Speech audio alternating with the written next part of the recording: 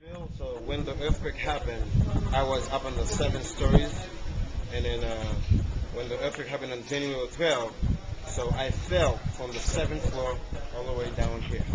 So the estimate it's 75 into 80 feet, and then there were 30 some kids in there, so everybody survived. But we lost one a good friend of ours. He was a seminarian. His name is Ben Lawson, and he's the only one died in the building.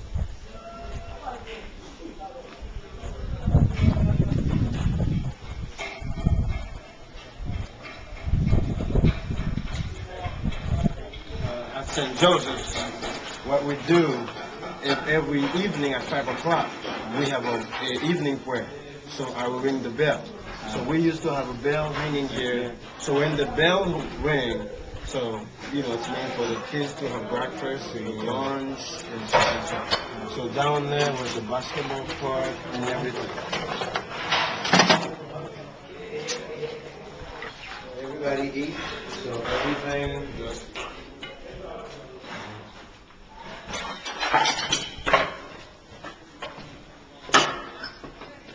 Did you fall off the side of the building, or did you, down on the building? No, like schooling, like the building. Bienvenue nous vous disons, bienvenue nous chantons, bienvenue nous vous disons, bienvenue nous chantons. I translate, this is welcome, they are saying welcome to you. Start out with the same design that we've done, and then we're going to modify it to meet emergency sanitation needs. So it was good to start in this camp because there's a soccer field right here, so even when people move out of the camp, there's still going to be a need for a toilet in this area. So this is an example of what our toilets in Cap Haitian look like. And you're going to have to sort of come in one at a time to see how the separation seat works.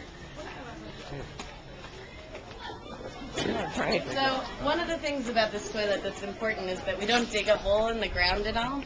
So there's no groundwater pollution whatsoever. Everything's sitting on top of a foundation and falls into big drums. The only thing that goes underground is the urine. And urine has a lot of nutrients in it, but the pathogens are not in there. So if you're worried about public health, you want to get the feces out of the community, and that's what we're trying to do.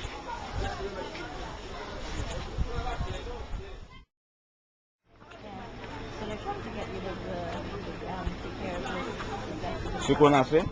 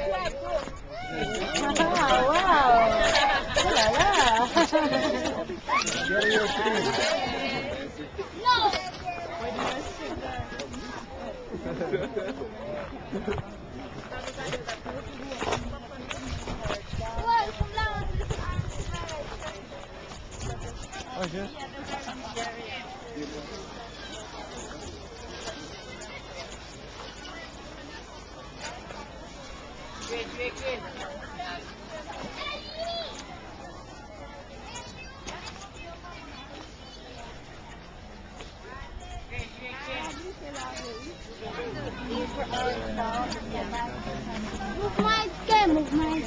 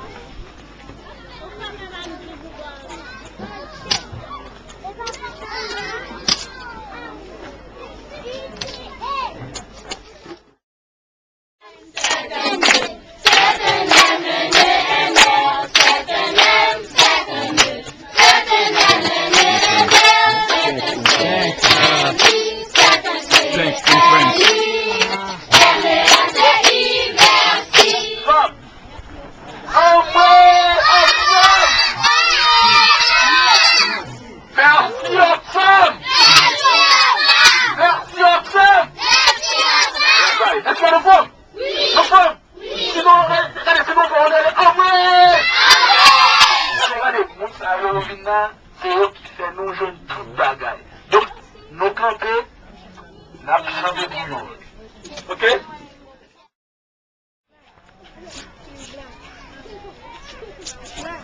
There are 50,000 people living in this camp that have only lived here since January 12th.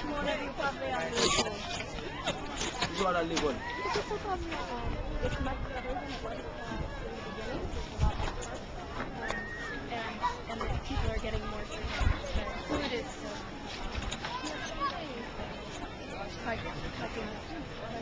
There is no food distribution at this camp. There is only water and health services.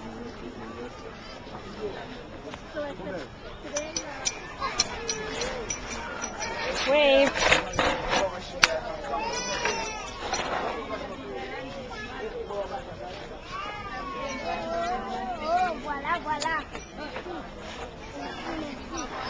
Merci. So he's Patrick. He's been with Zami Lasante for about 5 years. And right after January 12th, he came to help reinforce the work that we were doing in Port-au-Prince because we knew we had to do this. He was right after the earthquake working in Petit Riviere, another rural area, in which he was the hospital director. And how many people are living here? 50,000 people are living here. Can you repeat that? 50,000 people are living here. Thank you. They send them to a family that is a little more well off, or a family member says, okay, we have somebody in the city that can take care of your child. They promise them a life of going to school, being fed, that type of thing. And when they arrive to where they're going, they end up in servitude.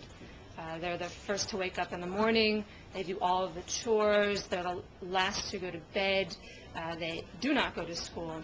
So they're the ones that make the food, and many a times they are mistreated. They're beaten.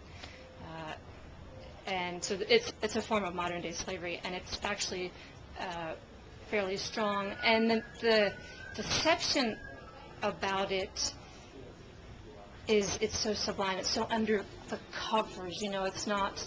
You wouldn't walk along the road and look at a child and say, okay, that's arrested, because you just wouldn't know. They're so behind the table. You know, they're underneath. They're not even considered worth talking about in society.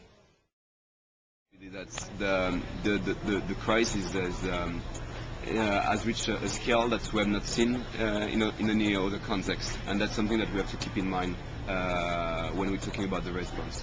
And according to the last figures, we're talking about between 1.7, maybe 2 million persons that live in camps, spread in over 1,300 camps. So the scale of this disaster is big, and it's something that we have to keep in mind. And so for Oxfam, the first priority is to provide water and sanitation services, and the objective is to prevent outbreak of disease, diarrhea, and basically to prevent public health crisis. And this is the biggest part of our job here, and this is a priority given the context. And you've probably visited already the camps. You've seen the camps with high density of population and difficulties in terms of waste management. And this was already the situation before. And so that's why we have to be very clear in terms of objective. Our objective with the Oxfam is to prevent public health crisis. That is what we can call rebuilding the communities. And we work outside the camps, and we try to help people to restart their business. And basically by giving cash grants so that people can start the business that they lost during the earthquake. So I mean that's more long term, and the idea is really to already start working on rebuilding the communities. And can you